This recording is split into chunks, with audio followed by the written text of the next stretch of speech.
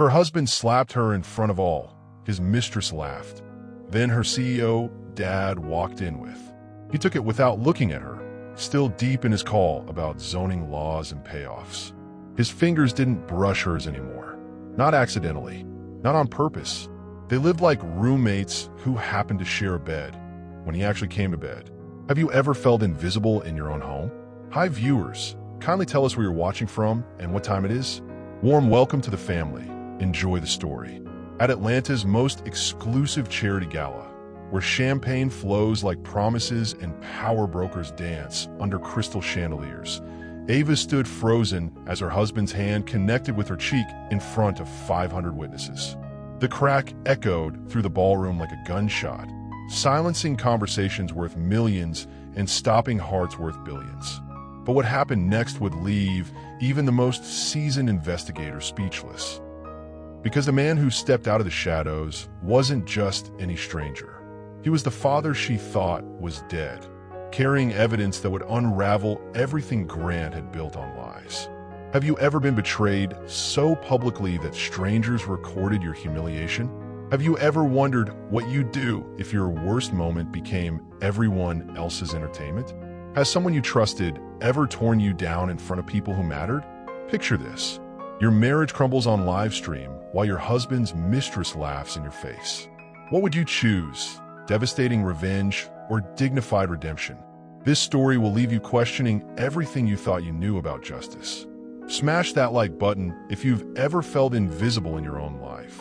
And subscribe because what unfolds next will change how you see power, family, and the price of silence forever. Now, let me take you back to where this web began unraveling, 6 months before that slap heard around Atlanta.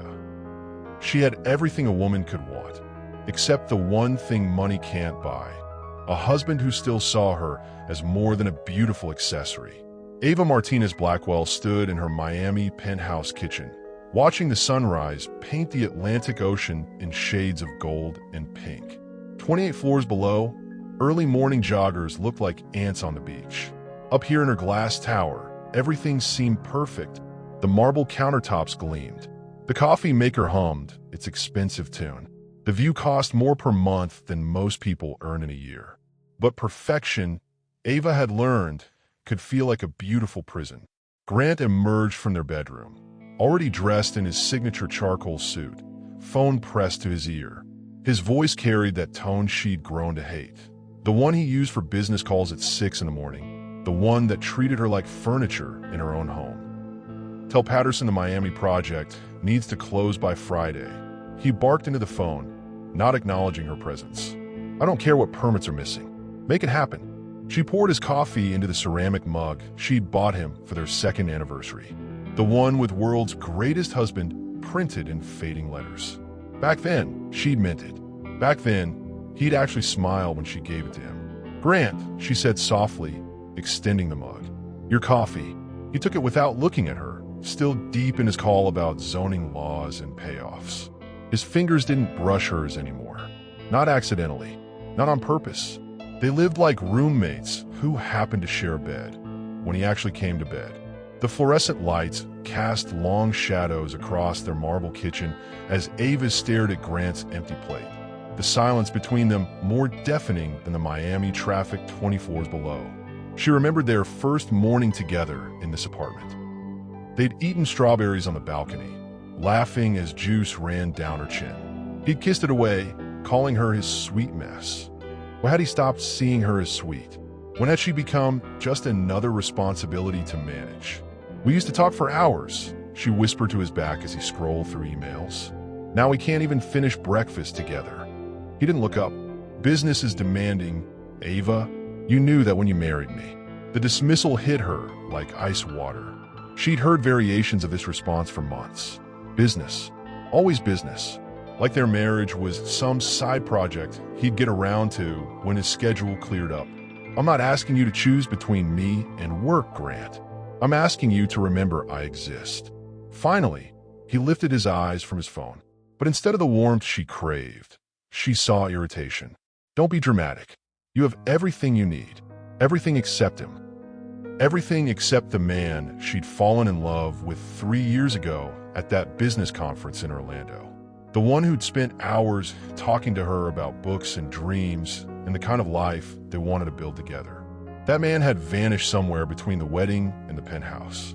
Grant's phone rang again. He answered without hesitation, turning his back to her as he discussed acquisition deals and profit margins. She might as well have been invisible. Ava walked to the window, pressing her palm against the cool glass. Birmingham seemed like another lifetime from here. Growing up in Alabama with her mother, they'd had so little money that luxuries meant extra cheese on their burgers. But they'd talked, they'd laughed, they'd been present for each other. Money, she was learning, couldn't buy presents.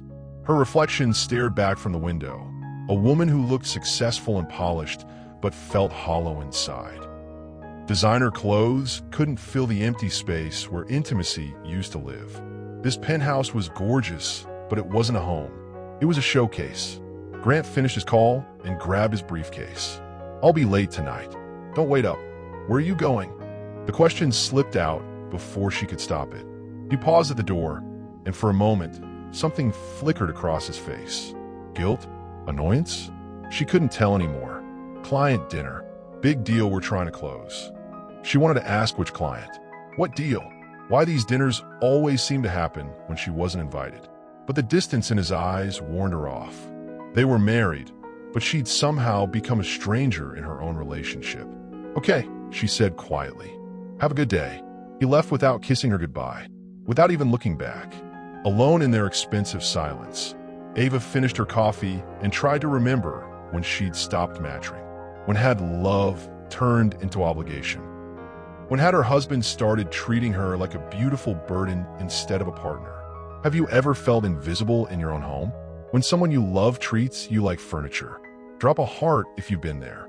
Later that evening, while organizing his dry cleaning, she found the hotel receipt tucked in his jacket pocket. The Ritz-Carlton downtown. 2 key cards issued. 2 guests registered. But Grant had told her he was working alone that night, reviewing contracts in his office. When she found the hotel receipt in his jacket, charging for 2 guests when he claimed to be alone, Ava realized her perfect marriage was just another lie she'd been living.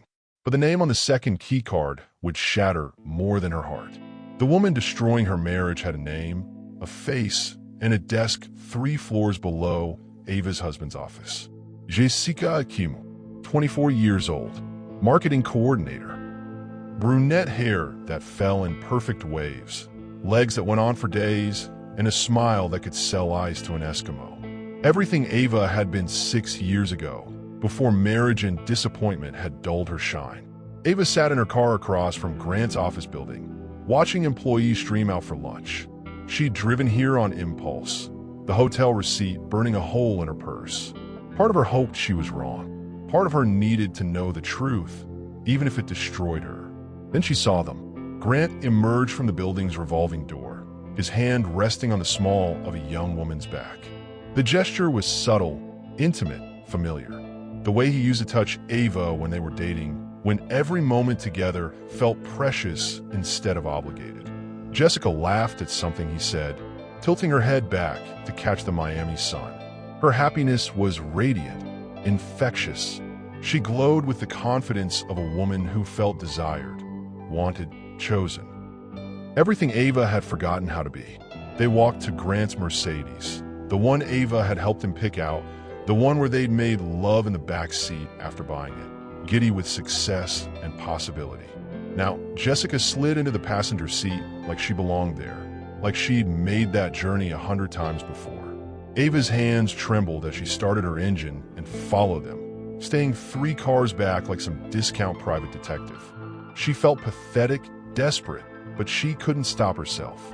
She needed to see how deep this betrayal went.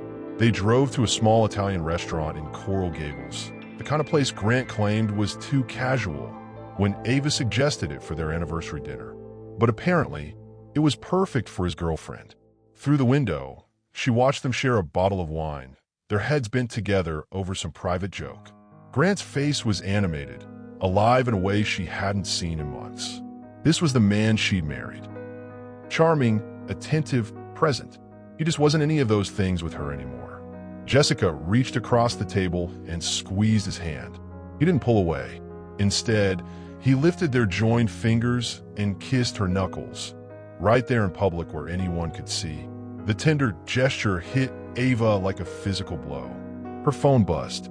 A text from Grant, running late with client. Don't wait up. Love you. Love you. The words that used to make her heart race now felt like daggers. How easily he lied. How casually he betrayed her while claiming to love her. She drove home in a daze, her perfect life crumbling around her like a house of cards. 3 years of marriage, and she'd been competing against a ghost she didn't even know existed. All those late nights, business dinners, weekend conferences, how many had been lies? How long had Jessica been the real woman in his life, while Ava played the role of decorative wife? Back in their penthouse, she opened her laptop and did what any scorned wife in the digital age would do. She investigated. Jessica Kim had graduated from University of Miami 2 years ago. Marketing degree, Dean's List, sorority president. Her Instagram was a carefully curated collection of beach days, girls' nights out, and professional headshots that screamed ambition. But it was the photos from the past 6 months that told the real story. Jessica at restaurants Ava recognized as Grant's favorites. Jessica wearing earrings that looked suspiciously like the ones Grant had given Ava from a business trip to New York. Jessica in a Miami Heat jersey, cheering courtside at games Grant claimed were client entertainment. The affair wasn't some midlife crisis fling. It was a whole relationship, complete with inside jokes and shared experiences and a future Ava wasn't part of. She'd been demoted from wife to obstacle without even knowing the competition had started. Her phone rang. Grant's contact photo, a selfie from their honeymoon in Santorini, filled the screen. Back when she thought they were unbreakable. Hey babe, his voice was casual and normal. How was your day? Fine, she managed, her voice surprisingly steady. How's the client dinner? Boring as hell. Just going over contracts and projections. You know how it is.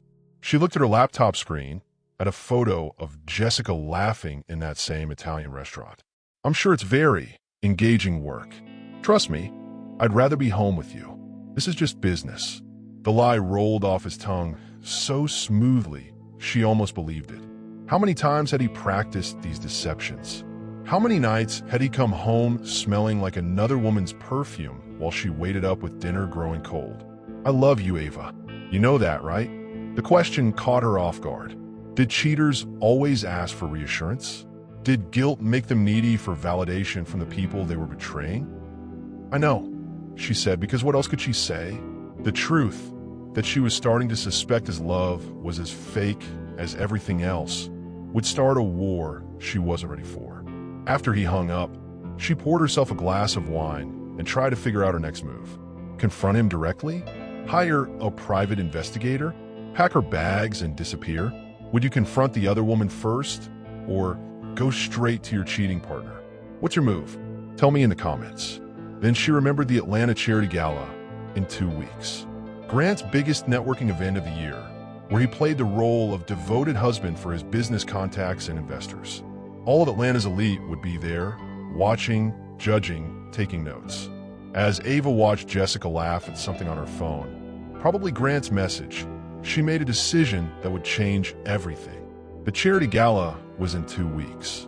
If Grant wanted to play games, she'd give him an audience he'd never forget. She had 28 years of being underestimated working in her favor. Nobody expected the quiet wife to fight back. The private investigator's office smelled like stale coffee and broken promises. Marcus Rodriguez had the weathered face of a man who'd seen every kind of betrayal humans could inflict on each other. His desk was cluttered with case files and half-empty coffee cups, but his eyes were sharp, alert, professional. Most wives just want proof for the divorce, he said, sliding a standard contract across his desk. Photos, hotel receipts, credit card statements. Clean and simple. Ava shook her head. I don't want simple. I want everything. Something in her tone made him look up from his paperwork. Everything. Financial records, business dealings, personal history. I want to know who my husband really is, because I'm starting to think I never knew him at all. Marcus leaned back in his chair, studying her with the interest of a professional who'd just heard something unexpected. That kind of investigation takes time and money. Most people aren't prepared for what we might find. I'm prepared. She placed a check on his desk, enough to fund a thorough investigation without needing Grant's approval or signature. One advantage of having her own savings account, something her mother had insisted on even after the wedding. 3 days later, Marcus called with preliminary findings that made her stomach drop. Your husband's business practices are creative, he said carefully.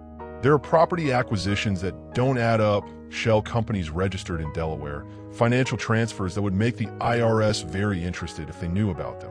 Ava met him at a diner in Little Havana, far from Grant's usual haunts.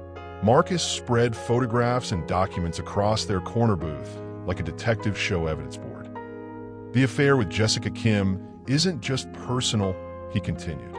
She's been helping him access property records and zoning information through her position. Young, ambitious girls often don't realize when they're being used for more than companionship. The photos showed Grant and Jessica at various locations around Miami, not just restaurants and hotels, but construction sites, government buildings, real estate offices. Their relationship wasn't just about sex.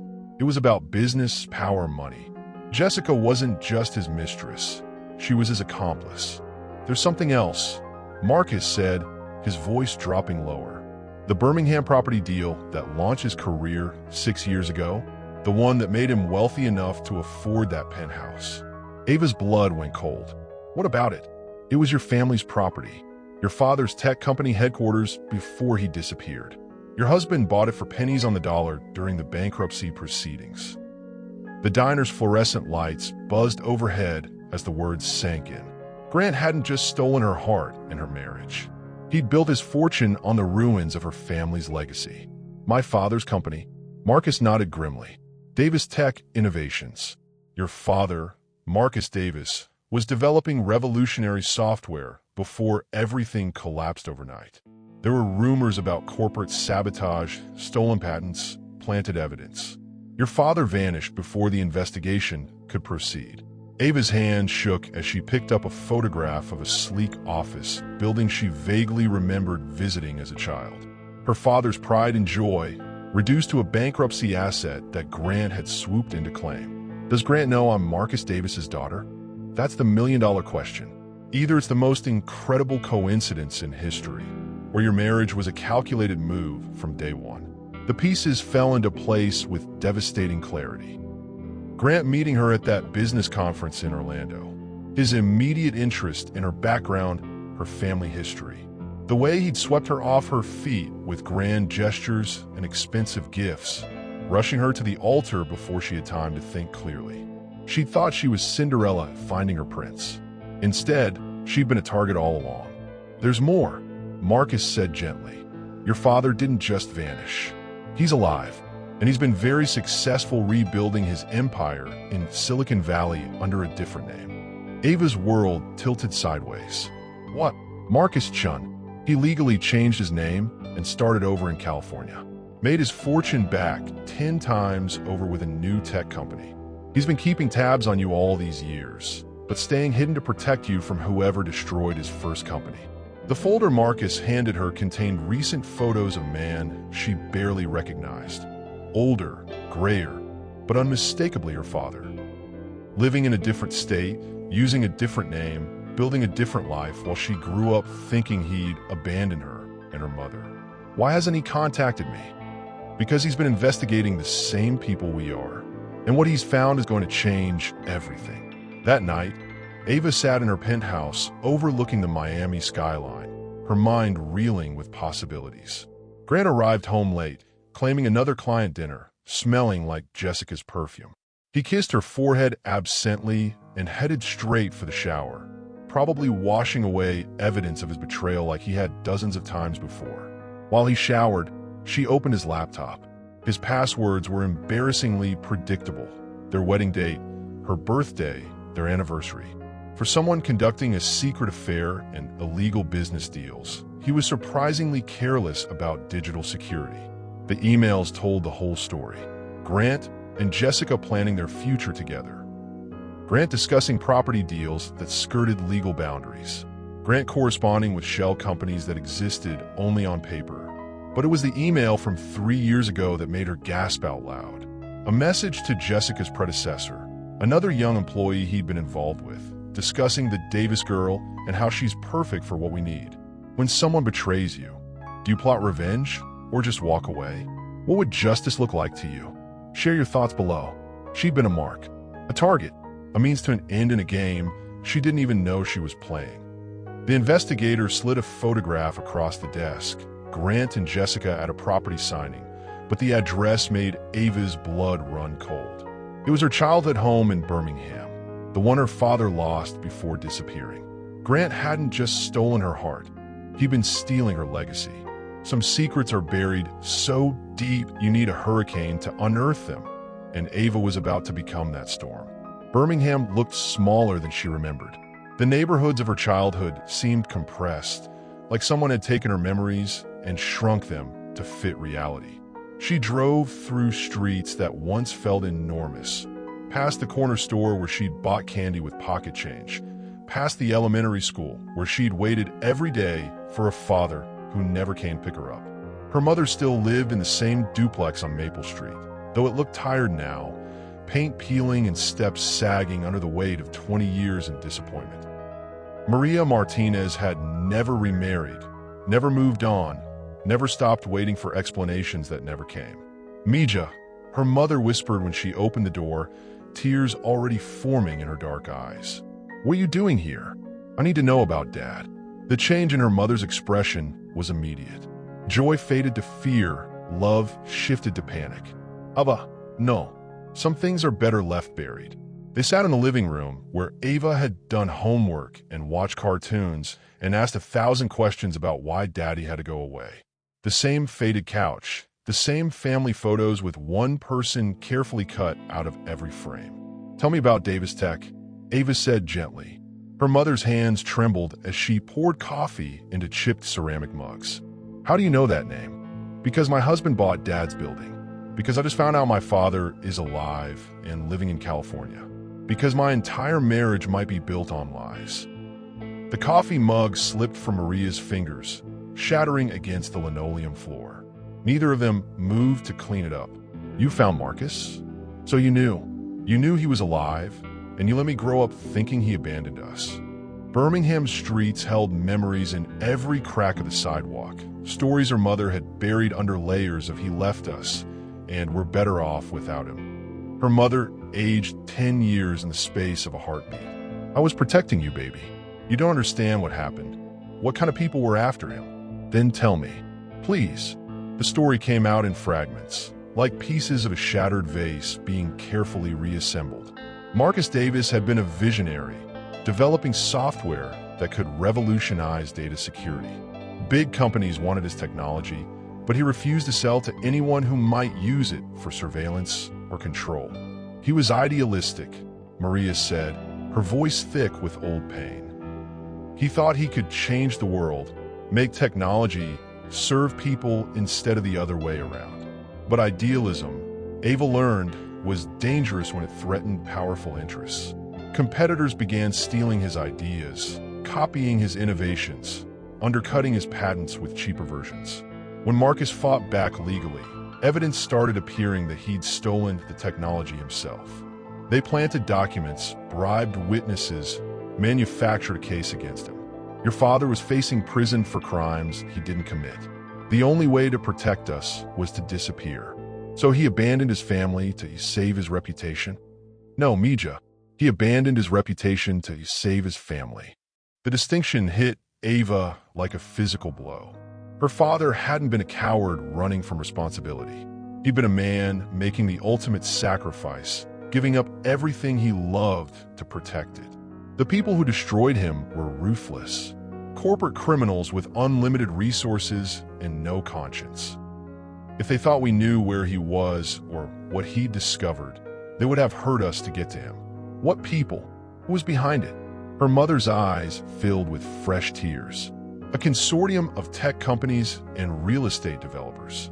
They wanted his software and his property. When they couldn't buy him out, they drove him out. The leader was a man named Richard Blackwell. Ava's world stopped spinning. Blackwell, Grant's father. He was the one who orchestrated everything, who destroyed your father's life and stole his legacy. When Marcus vanished, Richard's company bought all his assets for nothing. The room felt like it was closing in around her. Grant wasn't just a cheating husband. He was the son of her father's destroyer, carrying on the family business of theft and betrayal. Their meeting hadn't been coincidence.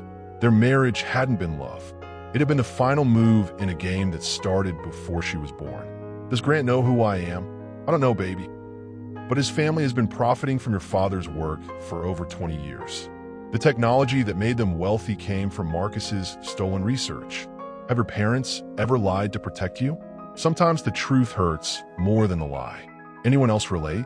Comment bido? That evening, Ava sat on her childhood bed, surrounded by memories and revelations. Her phone buzzed with a text from Grant. Miss you. Can't wait to see you at the gala next week. Or something stunning. The casual affection in his message felt like poison now. Every loving word was suspect. Every tender gesture potentially calculated. Had he ever loved her?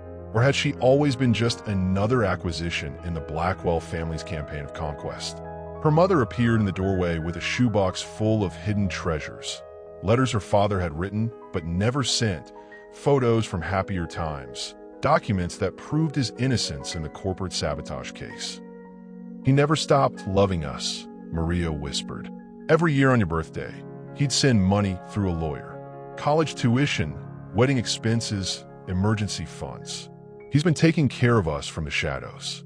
At the bottom of the box was a phone number written in her father's handwriting, along with a note. When she's ready to know the truth, call this number. Her mother's trembling voice revealed the impossible.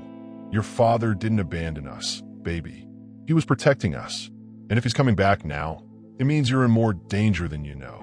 20 years of believing your father abandoned, you can crumble in a single phone call, especially when his voice sounds exactly like you remembered. The video call connected on the second ring. After 20 years of silence, her father answered like he'd been waiting by the phone her entire adult life. Maybe he had been. The screen pixelated momentarily, then cleared to reveal a face she'd seen in mirrors her whole life. Older, weathered by guilt and success, but unmistakably her father.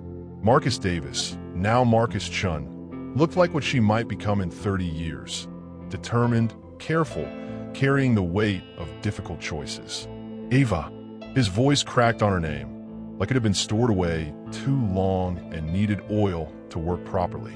My God, you look just like your mother did when we met. She didn't know what to say.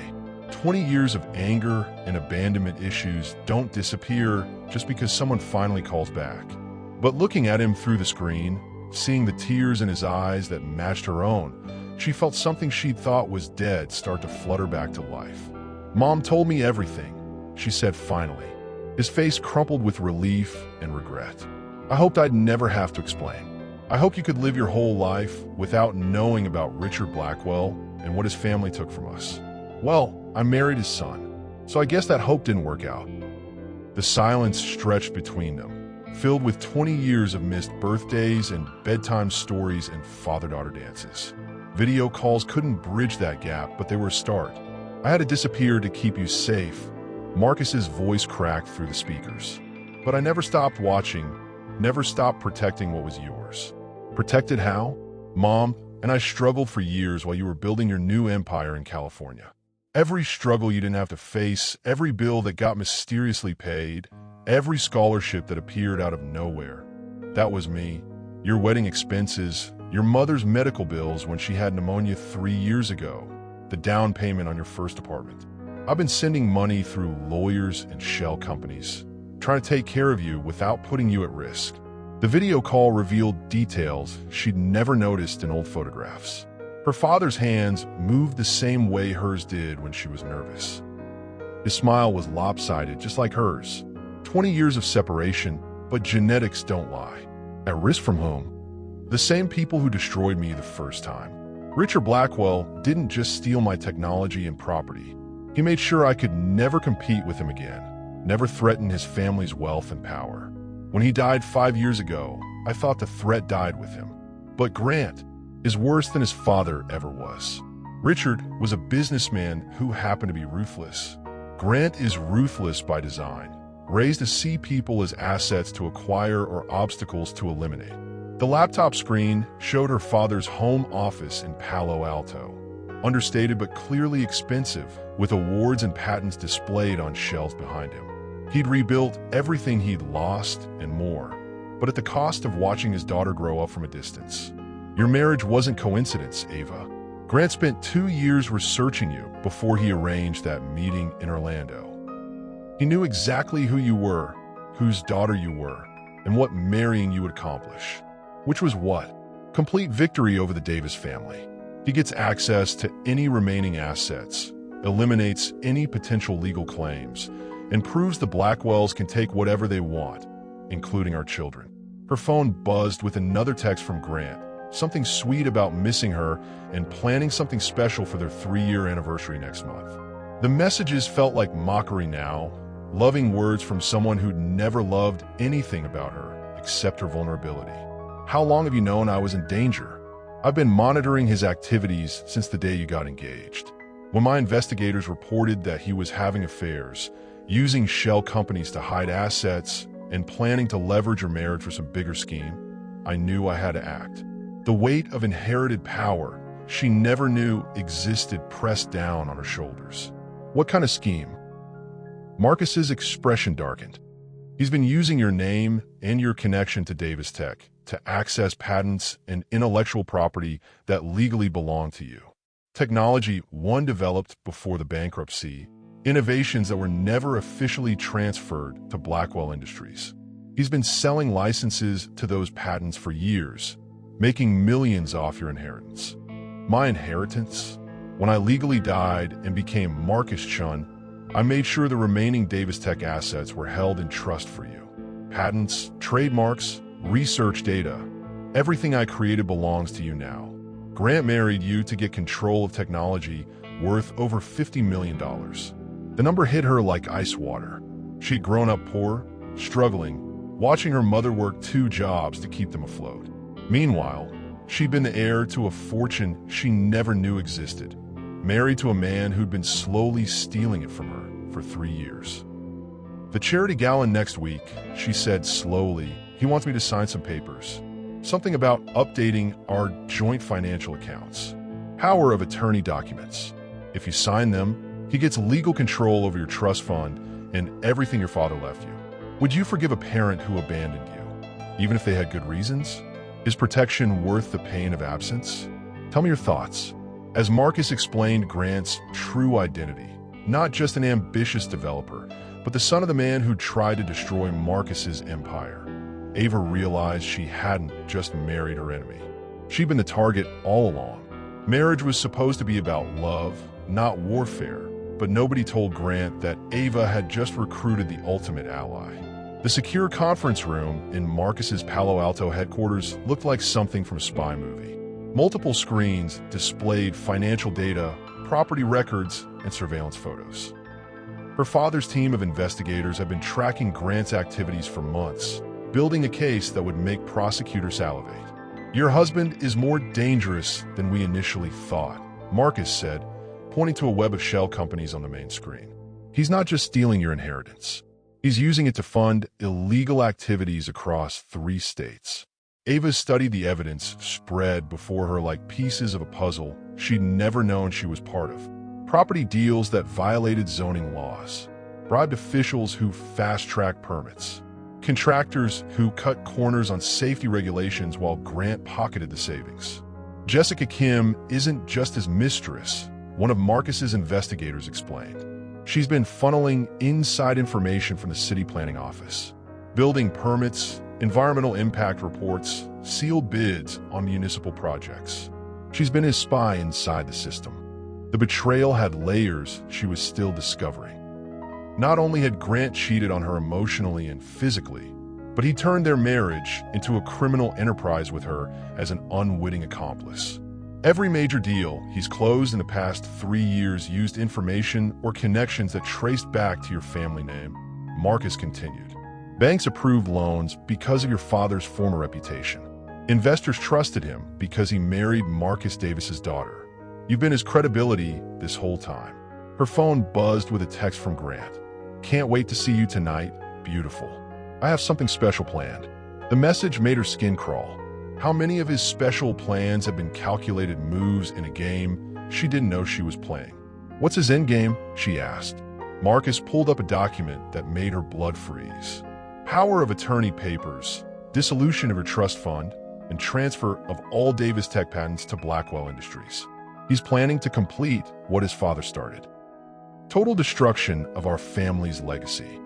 The plan was elegant in its cruelty. Marry the target, gain her trust, isolate her from anyone who might warn her, then strip away everything she'd inherited while making it look like love. The charity gala is his deadline. He needs those signatures before his investors start asking questions about where his funding really comes from. Back in Miami, Ava walked through her penthouse with new eyes. Every expensive piece of furniture, every designer dress in her closet, every luxury that had made her feel like Cinderella, all of it bought with money stolen from her family. Grant arrived home early for the first time in months, carrying flowers and wearing his most charming smile. There's my gorgeous wife. I missed you. He kissed her forehead, and she had to fight not to pull away. His touch felt contaminated now, poisoned by knowledge she couldn't unknow. How was Birmingham? He asked casually, but she caught the sharp attention in his eyes. He'd been tracking her movements, probably through her credit cards and phone GPS. Nice to see, Mom. She's doing well. Good, good. Family is important. The words sounded rehearsed, hollow. I was thinking we could spend some quality time together before the gala. Just the two of us, no distractions. Translation. He wanted to soften her up before asking her to sign away her inheritance. They ordered takeout from their favorite Thai restaurant. Except now, she wondered if it had ever really been her favorite, or if Grant had simply convinced her it was.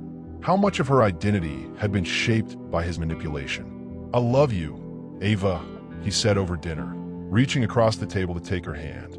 I know I've been distant lately. Work has been crazy, but that's all going to change soon. Change how? I'm working on something big, life-changing. After the gala, we can focus on us again. Maybe even start thinking about kids. The mention of children made her stomach turn. The idea of bringing innocent lives into his web of lies and crime felt like the ultimate betrayal. That sounds wonderful, she lied, squeezing his hand and smiling like the trusting wife he thought she still was. Later that night, while Grant slept beside her, Ava stared at the ceiling and planned her next move. She could confront him directly, but that would tip him off and give him time to cover his tracks. She could disappear, but that wouldn't stop him from destroying other families the way he destroyed hers.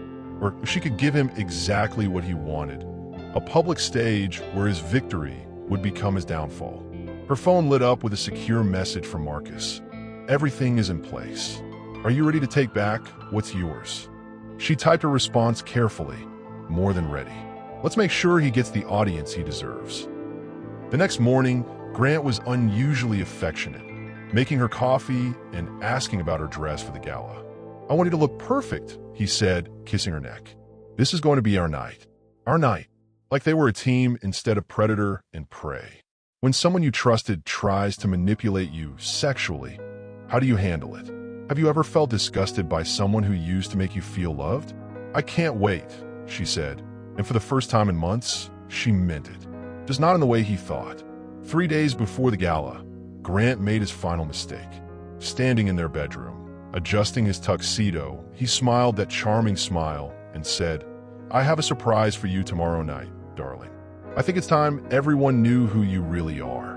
He had no idea she'd already figured out who he really was. Every fairy tale has a ball, but not every Cinderella gets to watch her prince turn back into a monster in front of 500 witnesses. The Atlanta Ritz-Carlton ballroom glittered like a jewelry box come to life. Crystal chandeliers cast rainbow fragments across faces worth billions, while champagne bubbles rose like tiny prayers in glasses held by hands that had never known real struggle. Georgia's most powerful people mingled under soft lighting, their conversations worth more than most people's annual salaries. Ava entered on Grant's arm, wearing a midnight blue gown that cost more than her mother's monthly rent. She looked perfect, polished, everything a successful businessman's wife should be. Grant preened beside her, his chest puffed with pride at the envious glances directed their way. "You look incredible tonight," he murmured in her ear. "Like you were born for this world." If only he knew she'd been stolen from it before she was old enough to understand what she'd lost. The evening started like every other charity gala Ava had attended as Grant's wife. Polite conversations about nothing important, air kisses from women who barely tolerated each other, and men discussing deals that would reshape Atlanta's skyline. She played her role perfectly, supportive, charming, forgettable. But tonight was different. Tonight, she noticed things she'd missed before. The way Grant's business partners looked at her with calculation rather than warmth. The subtle questions about her family background, her father's disappearance, her access to certain properties and patents. She wasn't Grant's wife to these people. She was his acquisition. Ladies and gentlemen, the evening's host called for attention. We have a special announcement from one of our most generous supporters, Grant Blackwell. Grant squeezed her hand as he rose from their table. "Wish me luck, darling." She watched him walk to the podium, confident and commanding in his tailored tuxedo. The man she'd once thought was her salvation, now revealed as her destroyer. Every woman in the room probably envied her marriage, if they only knew the truth. "Thank you all for coming tonight," Grant began, his voice carrying easily through the ballroom. "Ava and I are thrilled to support such an important cause." The lies flowed like honey from his tongue. Their shared commitment to charity, their partnership in business and life, their bright future together. Each word was a dagger wrapped in silk. "In fact, I have an announcement that makes tonight even more special." Grant's smile was radiant, genuine looking. He'd perfected the art of public deception. "My beautiful wife has agreed to join me in a new venture that will revolutionize Atlanta's development landscape." Ava felt her blood turn to ice. This was it. The moment he planned to announce her partnership in signing over her inheritance, framed as a romantic business collaboration. But before Grant could continue, Ava stood up. The movement was subtle, but in the quiet ballroom, it drew attention. Conversations paused. Heads turned. "Actually," she said, her voice carrying clearly in the sudden silence, "I think there are some things about our partnership that need clarification." Grant's smile faltered for just a moment before snapping back into place. "Darling, maybe we should discuss this privately." "No."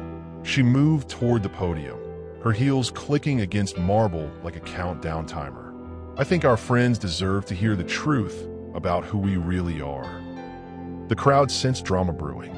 Phones appeared like digital vultures, ready to capture whatever was about to unfold. Grant's face showed the first cracks of genuine fear. "You see," Ava continued, now standing close enough to the microphone to be heard, "my husband has been keeping secrets about his business practices, about his personal life, about who I really am and why he married me." "Ava, stop." Grant's voice was low, dangerous. "You don't know what you're doing. I know exactly what I'm doing. For the first time in 3 years, I know exactly what I'm doing." The ballroom was dead silent now. 500 of Atlanta's elite holding their breath for the scandal they sensed coming. This was better than any entertainment they could have paid for. "You want to tell everyone about our partnership, Grant? Let's start with your partnership with Jessica Kim." The gasp that ran through the crowd was audible. Grant's face went white. "Or maybe we should discuss your partnership with the shell companies you've been using to funnel money from illegal property deals. Or your partnership with the city officials you've been bribing to get around safety regulations." "You're upset," Grant said, trying to regain control. "You're not thinking clearly. Maybe we should." That's when he made his fatal mistake. Reaching for her arm to guide her away from the microphone, his grip was hard enough to bruise. When she tried to pull away, his frustration finally boiled over. The sound of Grant's palm meeting Ava's cheek cut through the ballroom like breaking glass, silencing conversations about stock prices and charity tax write-offs. The crack echoed through the ballroom like a gunshot. 500 witnesses, dozens of phones recording. Atlanta's social media about to explode with the scandal of the year. But instead of crumbling, instead of crying, instead of running away like Grant expected, Ava smiled. "There's the real Grant Blackwell," she said calmly, touching her reddening cheek. The man who hits his wife in public when she threatens his stolen fortune. From somewhere in the crowd, cruel laughter rang out. Jessica Kim, dressed in blood red like she was attending a funeral instead of a charity gala, pushed through the stunned onlookers. Finally, Jessica's voice was sharp with satisfaction. Finally, someone sees what a pathetic little girl you really are. You never deserved him. You never deserved any of this. The crowd was frozen, mesmerized by the train wreck unfolding before them. This wasn't just a marital dispute. This was a complete meltdown of Atlanta's golden couple, broadcast live on social media for the world to see. Have you ever been publicly humiliated? How did you handle it? What would you have done in Ava's shoes? Comment below. I need to know. But as the crowd gasped and phones appeared like a digital firing squad, a voice boomed from the entrance. Deep, commanding, familiar. That's enough. As the crowd gasped and phones appeared like a digital firing squad, a voice boomed from the entrance. Deep, commanding, familiar. That's enough. Heads turned as Marcus stepped into the light, but what he carried in his briefcase would turn Grant's moment of triumph into his public execution. Some family reunions happen over Sunday dinner. Others happen when your father exposes your husband's crimes to Atlanta's elite while the cameras roll. The ballroom fell silent as Marcus Davis walked through the crowd like Moses parting the Red Sea. 20 years older than in Ava's childhood memories, but carrying himself with the authority of a man who'd rebuilt an empire from ashes. Every step was measured, deliberate, dangerous. Grant's face went from pale to green. That's impossible. Marcus Davis is dead. Disappointed? Marcus's voice carried across the ballroom without needing amplification. I can understand why you'd prefer me to stay buried. It's much easier to steal from dead men. The crowd pressed closer, sensing they were witnessing something historic. Phones held high captured every moment as Marcus approached the podium where his daughter stood with her handprint still red on her cheek. Ladies and gentlemen, Marcus continued, his voice cutting through whispers and gasps. Allow me to introduce myself properly.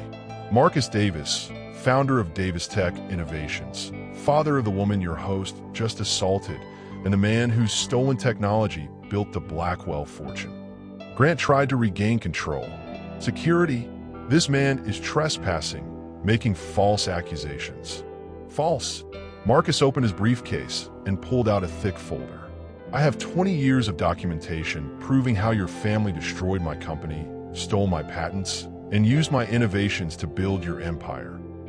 The ballroom had transformed from elegant gathering to gladiator arena, with phones raised like weapons and whispered conversations spreading like wildfire through designer gowns and tailored suits. Marcus handed the microphone to Ava, but kept his eyes on Grant. Tell them about the Birmingham property deals, son. Tell them how you've been using my daughter's name to access patents that never legally belonged to you. I don't know what this lunatic is talking about, Grant said, but sweat beaded on his forehead despite the air conditioning. Then let me explain, Ava said, her voice steady as steel. 3 years ago, I thought I met my husband by chance at a business conference. Turns out, he'd been researching me for 2 years before we met. Not because he loved me, but because marrying me would give him access to my father's intellectual property. She pulled documents from her purse, copies of everything Marcus's investigators had uncovered. Bank records showing how Grant used my family connections to secure loans. Patent applications filed under shell companies he controls. Property deals that violated federal regulations. This is ridiculous, Grant sputtered. These are fabricated documents, desperate lies from a man who abandoned his family. I never abandoned my family. Marcus's voice was quiet but carried the weight of 20 years' worth of pain. I was forced to disappear to protect them from your father's criminal organization. Richard Blackwell didn't just steal my technology. He framed me for corporate espionage to cover his tracks. The crowd was riveted now, watching the destruction of one of Atlanta's most powerful couples play out in real time. Social media was already exploding with live streams and commentary. Your father's death 5 years ago should have ended this, Marcus continued. But you decided to finish what he started. You targeted my daughter, manipulated her into marriage, and spent 3 years systematically stealing everything that belonged to her. Jessica Kim pushed forward again, her red dress blazing like a warning signal. "You're all insane. Grant loves me, not her. We're building a life together while she plays dress up in a marriage that was over years ago. Is that what he told you?" Ava turned to face her husband's mistress with something approaching pity. "Did he mention that you're just another asset in his portfolio? That he's been using your access to city planning records to commit fraud?" Jessica's confident smirk faltered. "That's not. He wouldn't." "Show her the emails," Ava said to Marcus. On cue, Marcus's assistant activated a large screen at the front of the ballroom. Email exchanges between Grant and his business partners filled the display, discussing Jessica as the Kim asset and our inside source at City Hall. "You were never his girlfriend," Ava said gently.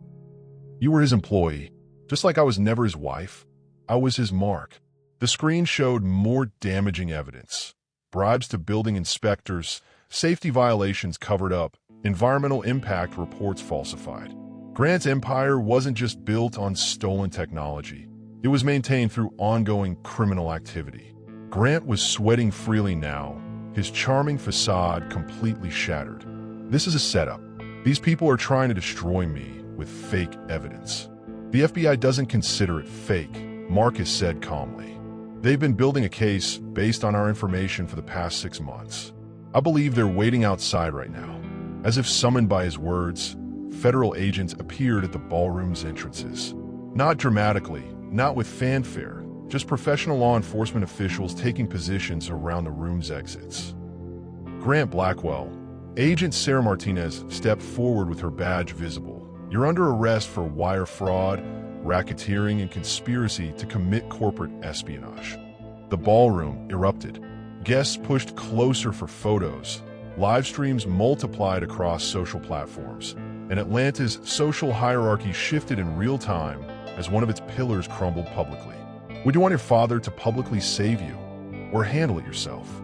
Is family loyalty worth public drama? What's your take? Grant's desperate eyes found Ava in the crowd. "Please, I loved you. Everything I did was for us, for our future together." "No," she said, her voice carrying clearly through the chaos. "Everything you did was to finish what your father started. You never loved me, Grant. You loved what I represented. The final victory over the family that dared to stand up to the Blackwells." As federal agents moved toward Grant, he made one last desperate play. "Ava, don't let him poison you against me. Your father abandoned you once. He'll do it again." But Marcus was already at his daughter's side, and for the first time in 20 years, Ava didn't feel abandoned. As security guards moved toward Marcus, Ava stepped forward, her voice carrying across the silent ballroom. "He's telling the truth. And I have proof." The briefcase in her hands contained more than financial records. It held the power to destroy or redeem everyone in that room. Power is intoxicating, until you realize it comes with the weight of choosing who deserves mercy and who deserves justice. The federal agents paused as Ava stepped forward with her briefcase. 500 of Atlanta's most influential people held their breath, cameras recording every moment. This wasn't just personal drama anymore. This was a moment that would reshape the city's power structure. "Mrs. Blackwell," Agent Martinez said carefully, "anything you want to say should probably wait until we can speak privately." "No," Ava replied, opening her briefcase at the podium. "Everything I have to say needs to be heard by everyone who enabled this." She pulled out a thick folder and set it on the podium like a judge preparing to deliver a verdict. Inside were bank records, email chains, photographs, and documents that could destroy dozens of careers and send powerful people to prison. "For 3 years, I lived in a world built on lies. But the lies weren't just my husband's.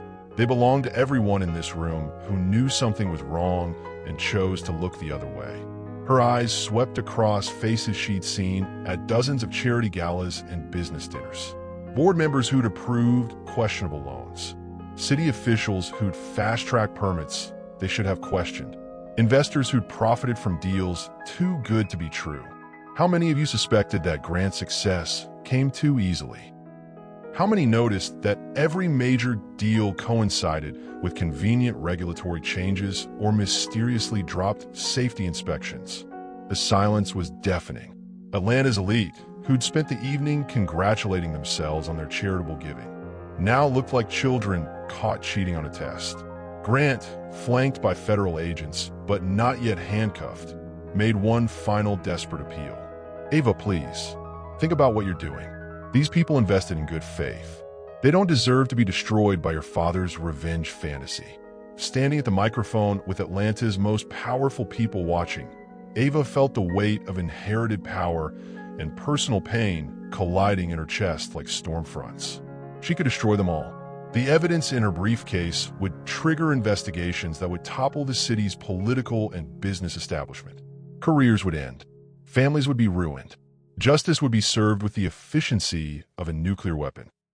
But looking out at the faces in the crowd, some guilty, some innocent, all terrified, she remembered her mother's words about choosing who you become in your worst moments. I could end all of you tonight, she said quietly. Every person in this room who profited from stolen technology, who ignored obvious corruption, who chose greed over ethics. I have enough evidence to start investigations that would run for decades. The crowd waited, trapped between confession and denial. But destruction isn't justice.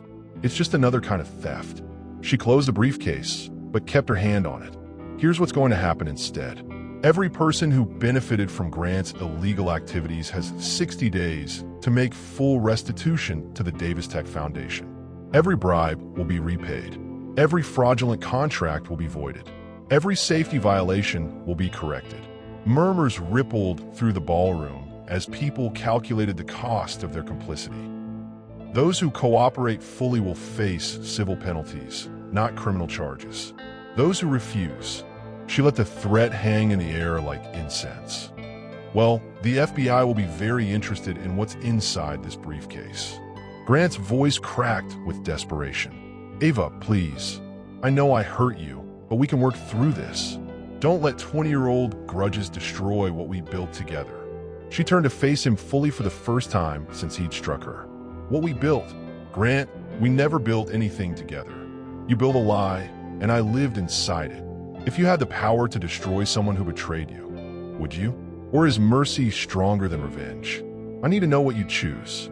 I loved you, he said, and for the first time all evening, he sounded genuine. Maybe it started as business, but I fell in love with you. You have to believe that. I do believe it, she said, and Grant's face lit up with hope. I believe you learned to love me. But love without respect isn't love, it's ownership. And I refuse to be owned. She nodded to Agent Martinez. He's all yours. As handcuffs clicked around Grant's wrists, Jessica Kim pushed forward one last time. Her red dress was wrinkled now, her perfect makeup smeared with tears and mascara. This isn't over, she hissed at Ava. You think you've won something, but you've just made enemies of everyone in this room. You'll never be safe in this city again. Ava looked at the young woman who'd helped destroy her marriage and felt only sadness. Jessica, you were a victim too. Grant used you just like he used me. The only difference is I figured it out in time to save myself. I wasn't a victim. I was his partner. Partners don't call each other assets in their private emails. Partners don't discuss each other as useful until the project is complete. You were never his partner. You were his tool. The truth hit Jessica like a physical blow. Her face crumpled as she realized that every promise Grant had made her, every plan they discussed for their future, had been calculated manipulation. Marcus stepped up beside his daughter, placing a protective hand on her shoulder. The cars are waiting outside. We should go. Not yet, Ava said. She had one more thing to do. Returning to the microphone, she addressed the ballroom one final time. My father and I are announcing the establishment of the Davis-Chin Foundation for Corporate Ethics. We'll be working with federal investigators to ensure this kind of systematic corruption never happens again in Atlanta. As Ava opened her mouth to speak, Grant's voice cracked through the silence. Please, Ava, I love you. Don't let him poison you with hate. The crowd held its breath, waiting for her response. But what she said next would shock everyone, including herself. Mercy isn't weakness. It's the most powerful weapon a woman can wield, especially when everyone expects her to break. The ballroom held its collective breath as Ava's words hung in the air like gentle thunder. Powerful, but not destructive. Final, but not cruel. Every person in that room expected her to deliver the killing blow, to destroy Grant as completely as he'd tried to destroy her family. Instead, she surprised them all. "Grant," she said, her voice carrying clearly through the sudden silence. "I forgive you." The words hit like an earthquake. Gasps echoed through the crowd. Grant's face showed confusion, hope, and terror all at once. Even Marcus looked startled by his daughter's choice.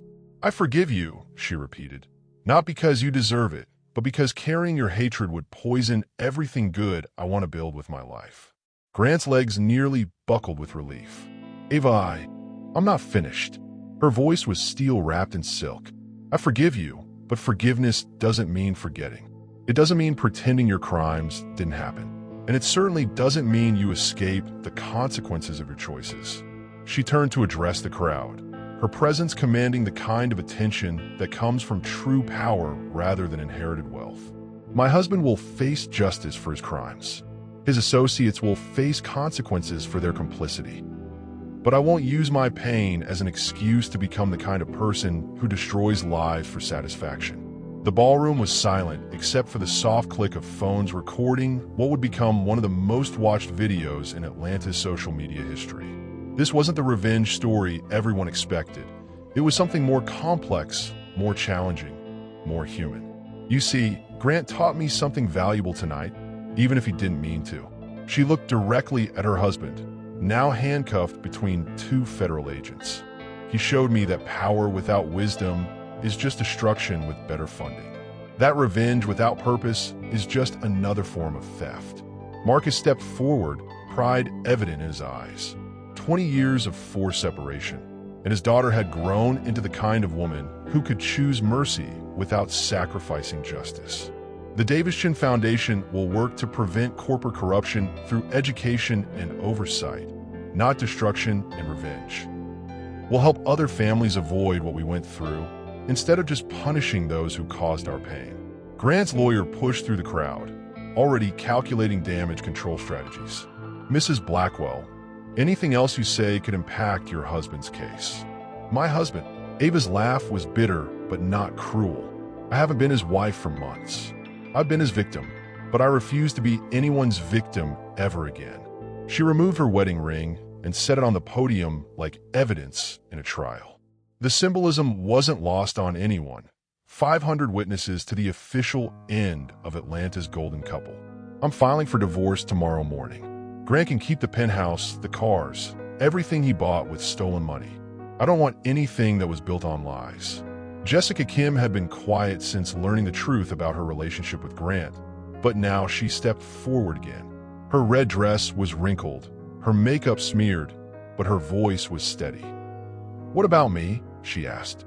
"What happens to the people who helped him without knowing the full truth?" Ava studied the younger woman, ambitious, beautiful youth. 6 months ago, Jessica had been everything Ava envied. Now she was everything Ava pitied. "That depends on what you do next," Ava said gently. "You can spend your energy hating me for exposing the truth, or you can use what you've learned to build something better. I lost everything tonight. My job, my reputation, my future. No, albakerektiv. Tonight you found out what you thought was your future was really just another person's lie. Now you get to build a real future. Have you ever chosen the high road when everyone wanted you to go low? How did it feel? Share your experience below." The crowd watched this unexpected moment of grace between two women who should have been enemies. Social media was already buzzing with commentary about Ava's refusal to destroy Jessica, her choice of redemption over revenge. Agent Martinez stepped forward to escort Grant out of the ballroom, but he resisted, turning back to Ava one final time. "I did love you," he said, his voice broken. "Maybe not at first, but I learned to love you. Doesn't that count for something?" Ava met his eyes without flinching. "It counts for forgiveness, Grant. But love without honesty isn't love. It's just another form of manipulation." As Grant was led away, The ballroom began to empty. Atlanta's elite scattered like roaches when the lights come on, already calculating how to distance themselves from the scandal. Phone calls to lawyers, meetings with accountants, damage control sessions that would run through the night. Marcus waited until they were alone before speaking. "You surprised me tonight. I thought you want blood." "I didn't want blood," Ava admitted. "For about 5 minutes, I wanted to destroy everyone in that room who enabled him or profited from his crimes. But then I realized that would make me just another Blackwell, someone who uses power to hurt people instead of helping them." Father and daughter stood together in the emptying ballroom, 20 years of separation bridged by a shared commitment to justice over vengeance. "So what now?" Marcus asked. "Now we build something better, something that prevents other families from going through what we did, something that turns our pain into protection for others." As they walked toward the exit, Ava felt lighter than she had in years. The weight of lies and manipulation and stolen identity had lifted, replaced by the clean clarity of truth. But as they reached the ballroom doors, Jessica's voice cut through their moment of peace. "You think you've won? You have no idea what's coming for you." As Ava walked away from the podium and from Grant toward her father's outstretched hand, she heard Jessica's voice cut through the crowd. "You think you've won? You have no idea what's coming for you. Some battles end with mercy. Others are just beginning. Building a new life after betrayal is like renovating a house. You have to tear down the rotten parts before you can create something beautiful." 3 months after the gala that destroyed Atlanta's social scene, Ava stood in her new apartment in San Francisco's Mission District. The space was smaller than her Miami penthouse, but it felt like home in ways the Marble Palace never had. Sunlight streamed through windows that actually opened, and she could hear real life happening on the streets below. Children playing, neighbors talking, the city breathing. Silicon Valley's gleaming towers stretched toward California skies as Ava walked through the headquarters of the empire she never knew she'd inherited. Her reflection multiplied in glass and chrome. The Davis-Shun building rose 40 stories above Palo Alto, all clean lines and environmental sustainability. Marcus had built his second empire with the lessons learned from losing his first one. This time, everything was transparent, ethical, designed to last. "Your office is on the 38th floor," Marcus said as they rode the elevator up together. "Best view in the valley, and close enough to mine that we can work together without stepping on each other." Working with her father felt strange after 20 years of imagining him as either a villain or a ghost. But Marcus was neither. He was just a man who'd made impossible choices and lived with the consequences. They were both learning how to be family again, one awkward conversation at a time. "The tech division is already profitable," he continued, pointing to charts and graphs that showed their company's growth. "But I want you to head up the foundation side. You understand what it means to be targeted, to have your life destroyed by people with more power than conscience." Ava's natural talent for strategy had surprised even Marcus. She could see patterns in complex problems, find solutions that balance profit with principles. Grant had been wrong about many things, but he'd been right about one. She was smart enough to run an empire. Her new apartment was a studio in Soma, walking distance from the office and about as far from Miami luxury as possible. The furniture came from thrift stores and online sales. The art on her walls was original but affordable. Everything was chosen by her, paid for with money she'd earned, reflecting tastes Grant had never tried to influence. Miss Davis, her assistant, knocked on her office door.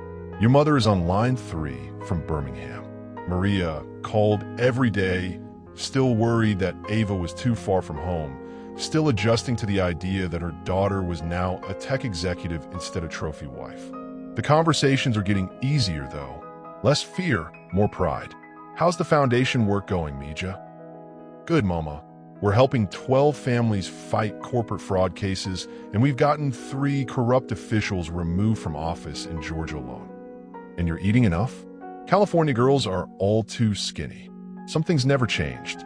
Ava smiled, looking out the Bay Area sprawl. "I am eating plenty. And I'm happy, Mama. Really happy." It was true. For the first time in years, she woke up excited about her day instead of dreading it. The work was challenging, meaningful, hers. She was building something that would protect other families from what the Blackwells had done to hers. But happiness, she'd learned, didn't mean safety. The threat started small. A slashed tire in her apartment building's garage. Dead flowers delivered to her office with no return address. Emails from anonymous accounts suggesting she'd be safer if she stopped investigating corporate corruption in the South. "It's Jessica," Marcus said during their weekly security briefing. "Our investigators tracked the flower delivery to a shop in Miami. She paid cash, but the timing matches her work schedule. Grant was in federal prison awaiting trial, but his former mistress was still free and apparently still angry. Jessica had lost her job, her reputation, and her future when the truth came out. Some people process that kind of loss by moving forward.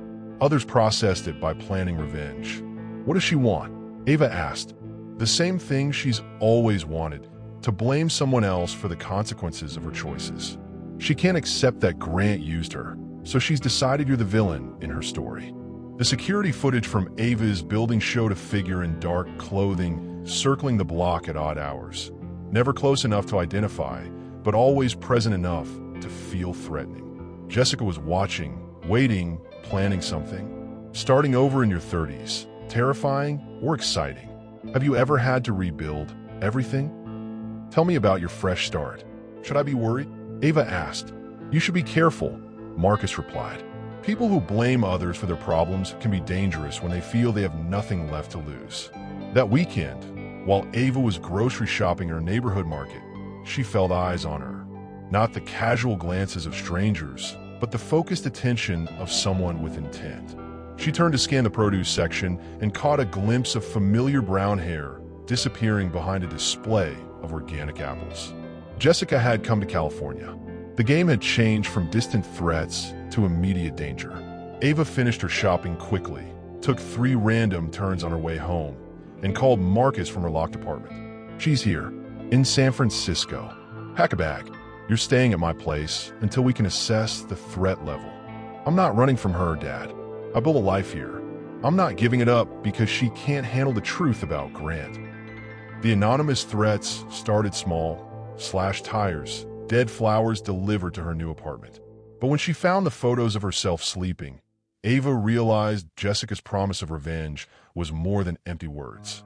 Some people can't accept losing gracefully, and Jessica was about to prove that hell hath no fury like a mistress whose meal ticket got canceled. The photographs were slipped under Ava's apartment door while she slept. Professional quality, taken with a telephoto lens from the building across the street.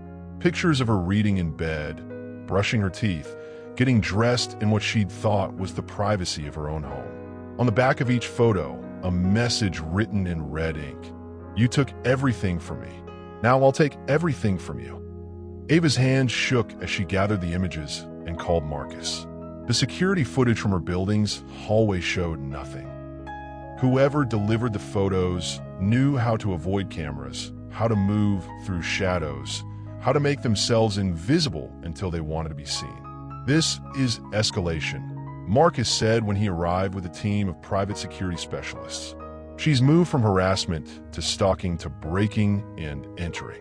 The security expert, a former FBI agent named Sarah Chun, studied the photographs with professional detachment. These were taken over several nights. "She's been watching you for at least a week, learning your routines, mapping your vulnerabilities." Ava's beautiful new life suddenly felt fragile, exposed. The apartment she'd loved for its openness and light now felt like a fishbowl. Every window was a potential vantage point for someone with a camera and bad intentions. "We need to involve local law enforcement," Sarah continued. "This level of surveillance suggests she's planning something more than psychological intimidation." But when the San Francisco police reviewed the evidence, their response was frustratingly familiar. Harassment, yes. Stalking, probably. But no direct threats, no physical contact, no clear indication of immediate danger. "Unless she actually attacks you or threatens you explicitly, there's not much we can do," Officer Rodriguez explained. "Get a restraining order, install better security, vary your routines." But we can't arrest someone for taking pictures from a public street. The system that should have protected Ava was the same one that had failed to protect her family 20 years earlier. Laws written by people who'd never been hunted, enforced by officials who treated stalking as a minor inconvenience instead of a deadly threat. "I'm not living in fear," Ava told Marcus that evening. "I survived Grant's lies and manipulation. I can't survive Jessica's tantrum." "This isn't a tantrum," Marcus warned. "This is someone who's lost everything and decided you're responsible." Those are the most dangerous people in the world. The security footage played in black and white, showing Jessica's rental car circling Ava's building like a shark scenting blood, her obsession turning from greedy to dangerous. 3 days later, Jessica made her move. Ava was leaving her office late, walking to the parking garage beneath the Davison building. The garage was well lit, monitored by cameras, patrolled by security, one of the safest places in the city.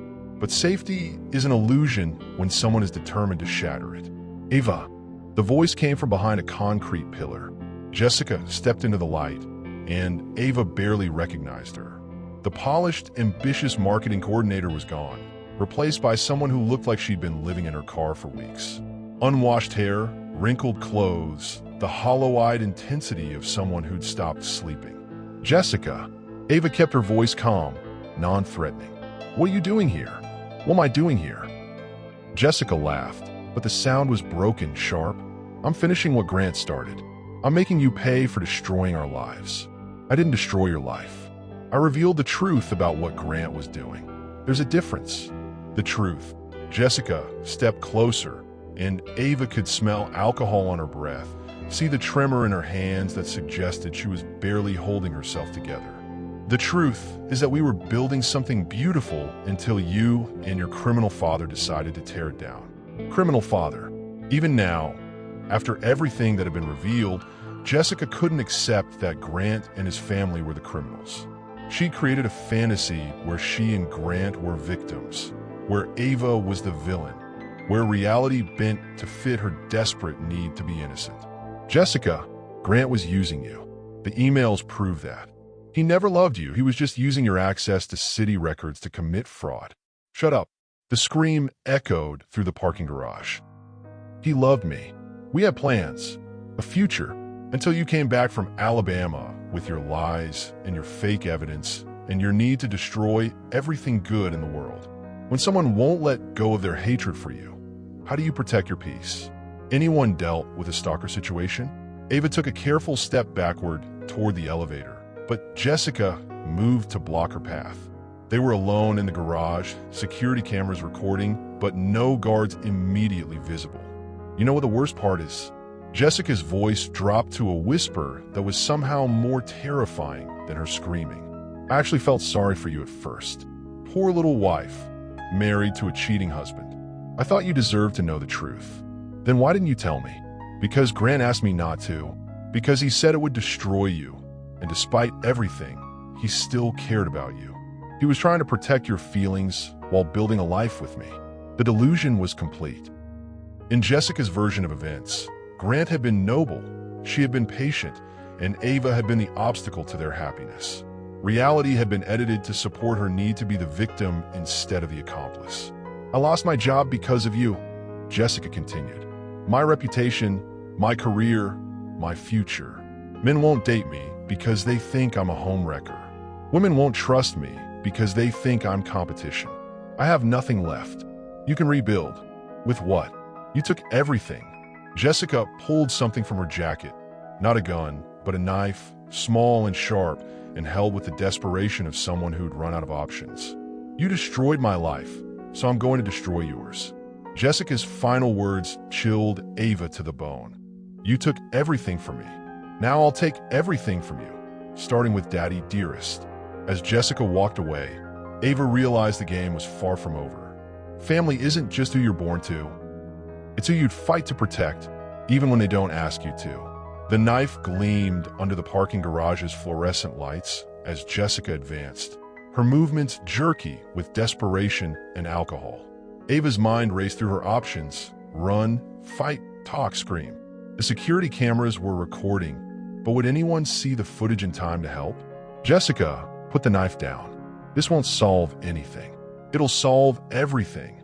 Jessica's voice cracked with hysteria. With you gone, Grant will see that I was the one who really loved him. He'll understand that you were the problem all along. The delusion was complete and terrifying. Jessica had rewritten history so thoroughly that she genuinely believed killing Ava would somehow restore her relationship with Grant. Reality had become optional in her desperate need to avoid responsibility for her choices. Grant is in federal prison, Ava said gently, still backing toward the elevator. Even if something happened to me, he's not coming back to you. He will. His lawyers are going to get him out, and when they do, he'll need someone who believed in him, someone who stood by him when everyone else turned against him. Ava realized with growing horror that Jessica had been visiting Grant in prison, writing him letters, sending him money, building a fantasy future based on legal appeals and conjugal visits. She'd doubled down on delusion instead of accepting the truth. You've been supporting him while he's locked up? Of course I have. That's what love means, standing by someone when the world tries to destroy them. The elevator was still 20 feet away, too far to run, too close to Jessica's knife for safety. Ava needed to keep her talking, keep her focused on words instead of violence. What about your family? Your friends? Don't they want you to move on, build a new life? Jessica's laugh was bitter, broken. My family disowned me when the scandal broke. Said I embarrassed them by getting involved with a married man. My friends avoid me because they don't want to be associated with the corruption investigation. You destroyed every relationship I had. I didn't destroy those relationships. Jessica, I just revealed information that let people make their own choices about who they wanted to associate with. Same thing. The knife trembled in Jessica's grip as her control continued to slip. You had a choice too. You could have quietly divorced Grant, taken your settlement, and disappeared. Instead, you had to make it public, had to humiliate everyone involved. The parking garage felt like a tomb. Concrete walls, artificial lighting, the echo of their voices bouncing back at them. Somewhere above, Marcus was probably wondering why she was late for their dinner meeting. Would he come looking? Would building security notice something wrong? Ava's phone was in her purse, but reaching for it would provoke Jessica into action. She needed to de-escalate, find common ground, create connection with someone who'd lost touch with reality. I know what it feels like to lose everything, Ava said softly. When I found out about Grant's affair, about his lies, about the way he'd been using me, I wanted to disappear too. I wanted to run away and pretend none of it had happened. But you didn't. You destroyed him instead. I chose justice over revenge. There's a difference. Justice. Jessica's voice rose to a shriek that echoed off concrete walls. You call it justice when an innocent man goes to prison? When people who trusted him lose their investments? When someone who loved him loses everything she worked for? Ino Sangman. Even now, with overwhelming evidence of Grant's crimes, Jessica couldn't accept that he was guilty. She'd rather believe in a massive conspiracy than admit she'd been in love with a criminal. The safe room's monitors displayed feeds from every angle of their compound. Technology and paranoia working together to protect the family Jessica's rage threatened to destroy. Jessica, listen to me. Grant wasn't innocent.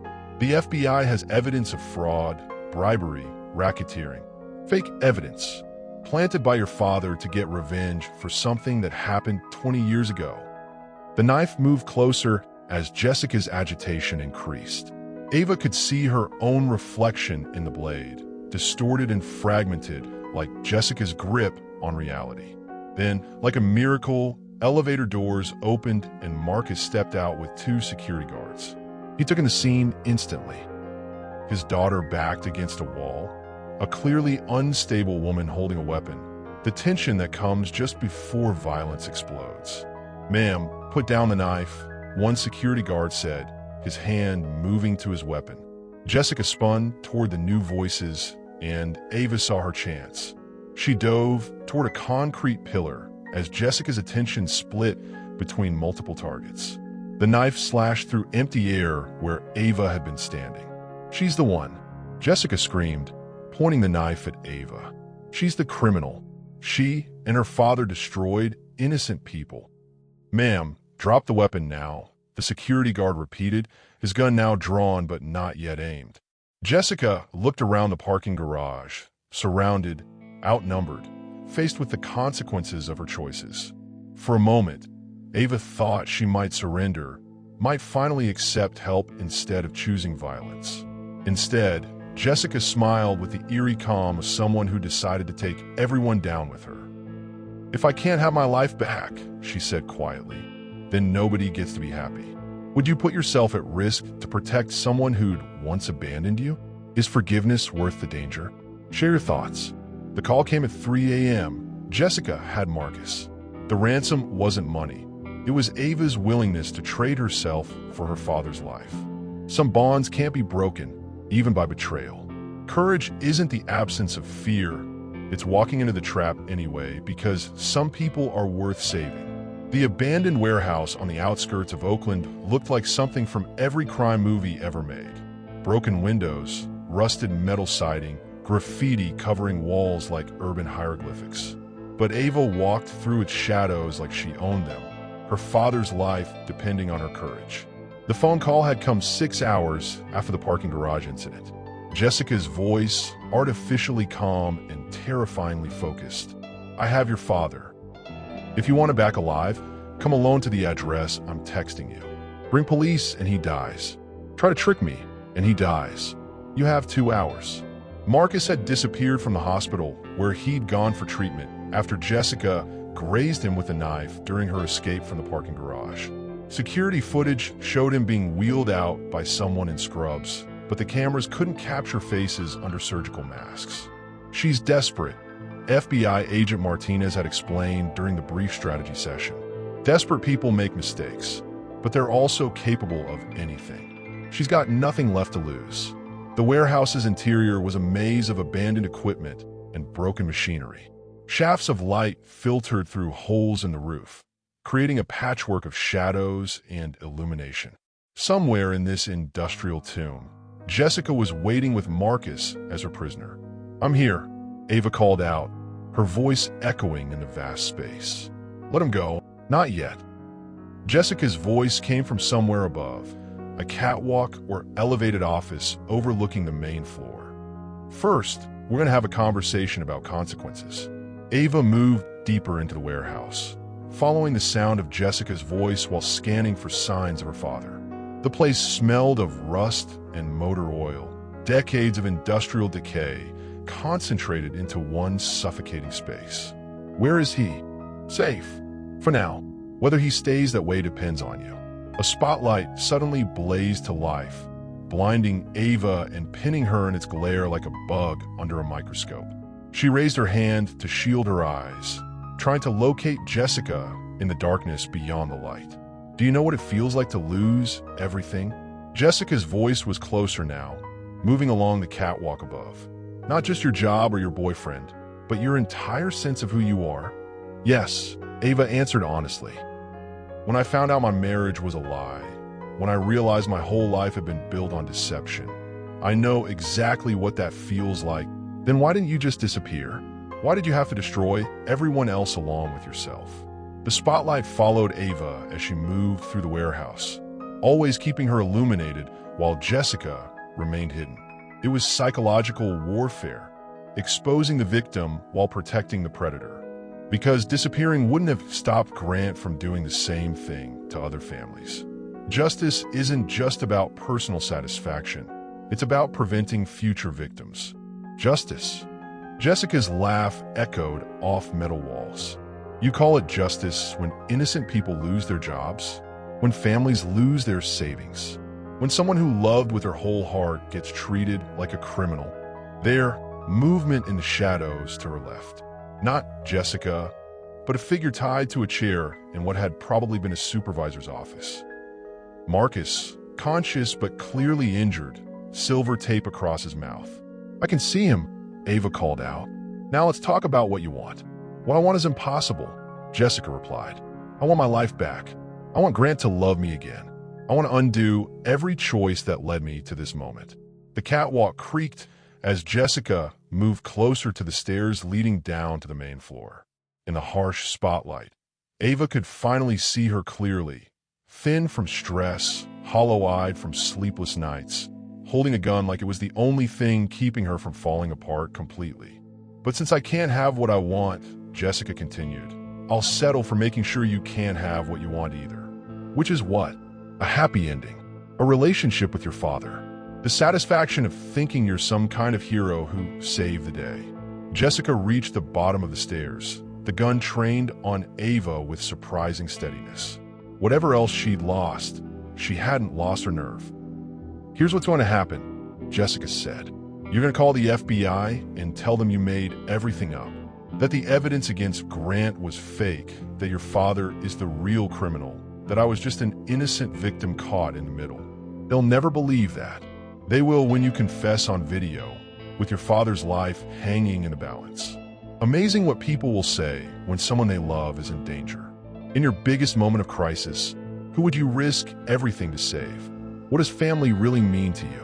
Ava looked at Marcus, saw the fear and determination in his eyes. He was shaking his head slightly, trying to tell her not to sacrifice herself for him. But some bonds transcend logic, transcend self-preservation, transcend everything except love. "And if I make your video confession, then I'll let your father go and disappear forever. You never see me again, but Grant goes free on appeal, and everyone thinks you're the real villain. And if I refuse?" Jessica's smile was cold as winter moonlight. "Then you watch your father die, knowing you could have saved him." The warehouse fell silent except for the distant sound of traffic on the highway. Two women facing each other across 20 years of accumulated damage, with an innocent man's life hanging between them. Ava had spent months learning that mercy was more powerful than revenge, that justice was more important than satisfaction. But faced with her father's life, all those principles felt fragile as glass. "You have 60 seconds to decide," Jessica said, checking her watch with theatrical precision. "Save Daddy, or stick to your precious principles." As police sirens wailed in the distance, and Jessica realized her game was over, she made one final, desperate move. But what she didn't know was that Ava had learned to anticipate desperation. Sometimes the best revenge is living well, and living free from the people who tried to destroy you. The sirens Jessica heard weren't distant traffic noise. They were FBI units surrounding the warehouse. Ava's phone had been broadcasting their entire conversation to Agent Martinez, who'd been coordinating a response from 3 blocks away. Sometimes the best trap is the one your enemy doesn't know they're walking into. "You called them," Jessica said, her voice flat with the realization of defeat. "Even with your father's life at stake, you called the police." "I called them before I came here," Ava replied calmly. "Because saving my father doesn't mean sacrificing justice for everyone else Grant and his family hurt." Jessica's gun hand wavered as the sound of tactical boots echoed through the warehouse. Her last desperate gambit was collapsing around her, and she had to choose between surrender and suicide by cop. "FBI, drop your weapon." Agent Martinez's voice boomed through a bullhorn as red laser sights painted Jessica's chest like target markers. She was surrounded, outgunned, faced with the final consequences of 2 years' worth of terrible choices. For a moment, Ava thought Jessica might go down fighting, take as many people with her as possible in one last act of destruction. Instead, something inside her seemed to break. The gun slipped from her fingers and clattered on the concrete floor as she collapsed to her knees. "He said he loved me," she whispered, tears finally coming after months of rage and denial. "He said we were building something beautiful together." Marcus was freed from his restraints and checked by paramedics, while Jessica was taken into custody. Father and daughter held each other in the middle of that industrial wasteland, 20 years of separation finally feeling truly healed. "You could have been killed," Marcus said, his voice shaky with relief and terror. "Coming here alone was incredibly dangerous." "I wasn't alone," Ava replied. "I had backup. I just made sure Jessica didn't know about it until it was too late." 6 months later, Ava stood on the stage of San Francisco's Moscone Center. addressing a conference of corporate ethics officers and federal investigators. The warehouse confrontation had made national news, turning her into an unlikely spokesperson for victims of corporate crime. 1 year later, the charity gala in San Francisco glowed with different energy. Not the predatory glamour of Atlanta's elite, but the purposeful shine of people building something meaningful. The Davidson Foundation has helped over 300 families fight corporate fraud in its first year. Ava told the audience of donors and activists, "We've secured $47 million in restitution for victims and helped federal prosecutors build cases that resulted in 83 convictions." The foundation's mission statement hung behind the podium, empowering families to transform betrayal into breakthrough. Words that embodied Ava's journey from victim to victor. The crowd was different too. Tech executives and venture capitalists, yes, but also social workers and civil rights attorneys and people who'd survived corporate crime and decided to fight back. This wasn't about charity as tax deduction. It was about justice as moral imperative. Marcus watched from the front row, pride evident in his eyes. His daughter had become everything he'd hoped she could be. Strong without being cruel, successful without being selfish, powerful without being destructive. We also announced today the launch of our new initiative, Ava Continued, providing legal support and financial assistance to whistleblowers who risk everything to expose corporate corruption. Because sometimes the most dangerous thing you can do is tell the truth. Grant's trial had ended with a 25-year federal sentence. Jessica received 8 years for kidnapping and attempted murder, with mandatory psychological counseling. Both would have plenty of time to think about the choices that led them to federal prison. But Ava had stopped thinking about them months ago. They were footnotes in her story now, not the central characters.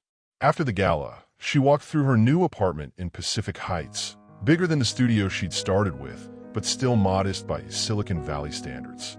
Everything in it was chosen by her, paid for with money she'd earned, reflecting tastes nobody had tried to influence. Her phone buzzed with a text from her mother in Birmingham. "Watched your speech online, Mija. So proud of what you become." What she'd become was someone who understood that healing doesn't mean forgetting, that justice isn't the same as revenge, that the best way to honor your pain is to prevent others from experiencing it. The final piece of Grant's empire had been sold that week. The Miami penthouse where she'd felt so isolated and invisible. The proceeds went to the foundation, turning the symbol of her former captivity into resources for other people's freedom. She kept one thing from her old life, the coffee mug with world's greatest husband in fading letters. Not as a memento of Grant, but as a reminder of who she'd been when she thought love meant accepting crumbs instead of demanding respect. Her reflection in the apartment's windows showed a woman who looked nothing like the scared, confused wife who'd found that hotel receipt 18 months ago. This woman had built something meaningful from the wreckage of her marriage. This woman had turned her worst betrayal into her greatest breakthrough. Marcus called as she was getting ready for bed. "How are you feeling after tonight?" "Good," she said, and meant it. "Really good.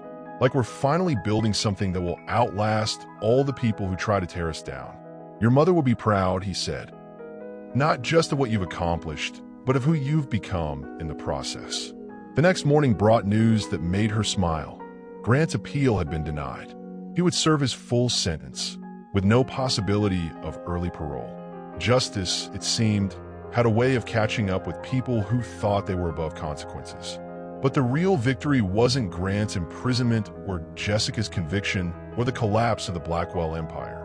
The real victory was simpler and more profound. Ava had learned the difference between being chosen and being valued, between love and ownership, between mercy and weakness. If your betrayer asked for forgiveness, would you give it? Can love exist alongside terrible actions? Tell me what forgiveness means to you. She still got letters from Grant sometimes, forwarded through lawyers and screened by security. Apologies, explanations, pleas for understanding. She never read them. Some doors, once closed, should stay that way. The foundation was expanding to other cities, other states, other countries where corporate criminals thought they could operate without consequences. The work was challenging, Sometimes dangerous, always meaningful. So what would you do if your worst betrayal became your greatest breakthrough? Would you choose revenge or redemption? Smash that like button if Ava's journey inspired you. Subscribe for more stories of women who refuse to stay broken. And tell me in the comments, what would your comeback look like? Remember, the best revenge isn't destroying your enemies. It's building a life so beautiful they can't touch it.